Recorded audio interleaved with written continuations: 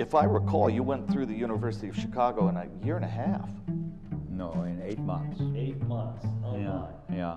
But they had a special program then. I was already older than most of the students. I'd been through Hoffman's. I was, I think, 21, 22 years old. And you could take comprehensive exams. And if you passed any comprehensive exam, you didn't have to take that course. So I've always been good, certainly in languages. You know, I speak 5 languages. And I've got a good mathematical head, and I study history, and through being with Hoffman in the school, I studied philosophy, and I had to read some awfully difficult texts, you know, in order to do that, like Kant, you know, who can read Kant? You know, you read 2 lines and you get a headache. Did you immediately go back to New York? After I graduated from Chicago, I went to work in the logging industry because I found out that unskilled labor had 2 places where it made the most money per hour.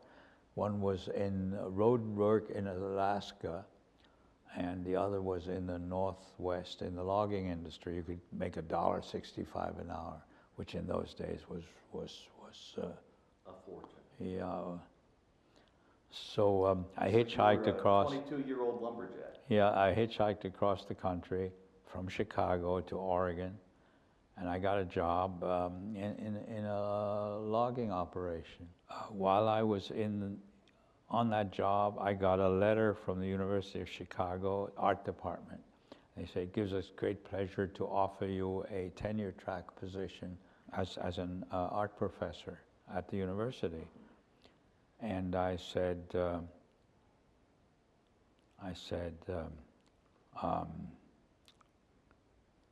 Emily, to my wife, she says, you want to go back to California? She said, no way, you know.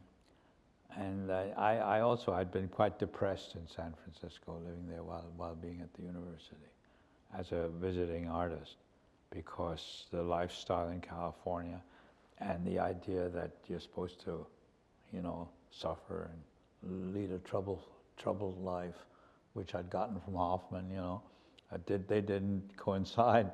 So I wrote back to Chicago and to Berkeley. Yeah, I said, he says, only perversity prevents me from accepting your kind offer.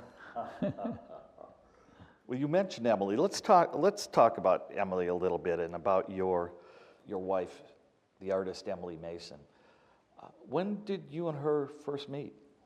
I met her at the Abstract Artists Club.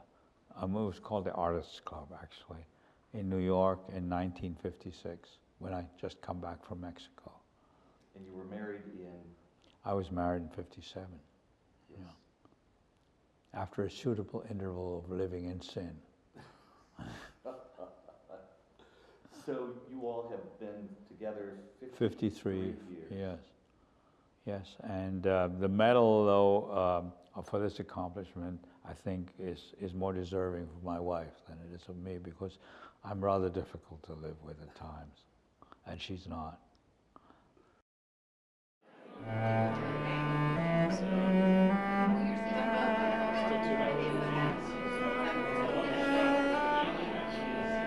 Has Wolf's work influenced your work at all? Yeah, absolutely. Yeah, I mean, he's an important link in the chain of art history, and I think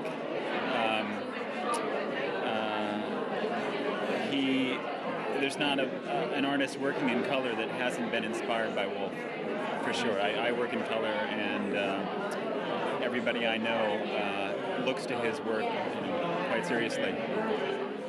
Many of the pictures that we looked at when we walked through the gallery were done on your extended honeymoon, were they not? Yes, well, we went to Venice because she had a Fulbright to attend. She graduated from Cooper Union, and she got this Fulbright scholarship to attend the Accademia di Belle Arti in Venice. Mm-hmm. And I figured, you know, I'm not going to let those Italians take her away from me. So I'm going to chase after her. But I had to stay behind because I had to get ready for an exhibition, my first uptown exhibition, you know, in a commercial gallery. because I'd been only in a cooperative gallery before. Fortunately, and these were all paintings I made of Emily while we were in Provincetown. And everybody liked them. And now that I see them again, I like them myself, you know. There's a lot of stuff that I made earlier that made me so nervous at the time, you know, that now looks like perfectly reasonable art. You know. I wish I'd enjoyed myself more. I was just spending all my time worrying, you know. But like Mark Twain says, he spent all his life worrying about things that never happened. Don't most of us. Yeah. And you all settled in New York. After that, by that time, you know, we had small children, and I got a job as a teacher, a part-time teacher at Cooper Union. And my next show that I had of the paintings I did in Italy didn't sell at all well. And where was that at? That was at Grace Borgenay. Was that your first show with Grace? The second show at Grace. The first show sold out, second show nothing. So fortunately, by that time, though, you know, I had enough collectors and people who knew my name. When you're sort of half famous, there's enough people around who have an interest in keeping your fame alive, or at least to keeping you alive, you know. So I got a Guggenheim Fellowship, which tided me over a couple of years in which I didn't even have to send in an IRS statement because I hadn't made what is the minimum IRS? You have to make $1,600 or something like that in those days. But fortunately, we stayed in a studio which at that time cost me $75 a month rent. The studio in which I live now costs me $11,500 rent a month. Can you imagine?